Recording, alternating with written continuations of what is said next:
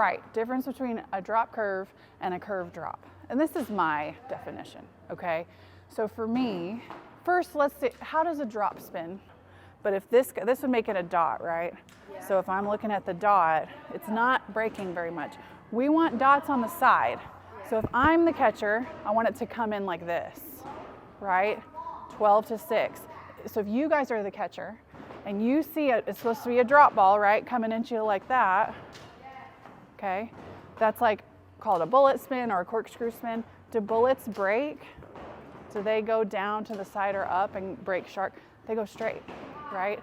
Anytime the dots are on the side, you guys are throwing good, efficient pitches that are spinning and moving, right? If they're close to the side, that's close to true spin efficiency, and we're gonna have some movement out of it, okay?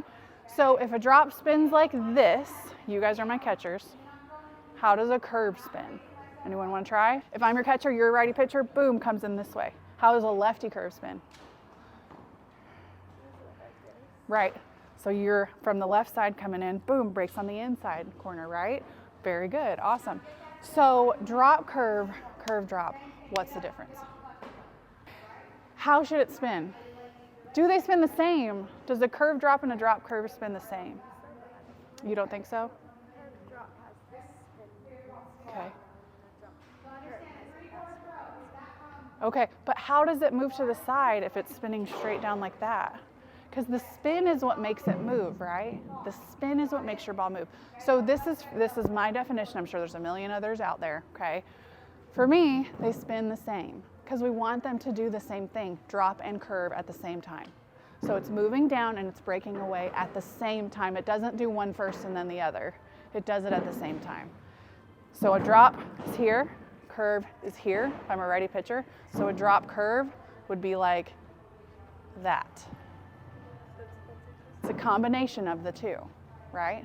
So look, there's your curve that makes it go to the side. There's your downward movement that makes it go down. Does that make sense? So we have to make sure that this can be as efficient as possible when it goes into the plate to drop and curve at the same time. If it looks like that, it's not going to do anything. Does that make sense? Okay, so now the drop curve and the curve drop. Here's the difference for me. A drop curve, we use the foundation of a drop more to throw the pitch. A curve drop, what do you think it is? You use the foundation of the curve to get into that pitch and make it spin that way. And essentially they both spin the same if we're throwing true spin movement pitches, right? So we're gonna start with the drop curve. We're gonna have more of a drop ball foundation and we're gonna try to practice it with our curve ball body with a drop ball release going to the side. So essentially, we're all gonna go into a rollover drop. So right here, okay? But I gotta get it to spin to the side, remember? Like that, angled a little bit if you're my catcher. So I gotta angle my hand like this. That makes sense? And so now I'm gonna do the exact same pitch, but it's just a little bit angled. So see how we get that little sidewards movement? You guys got it? It's really fun, super fun.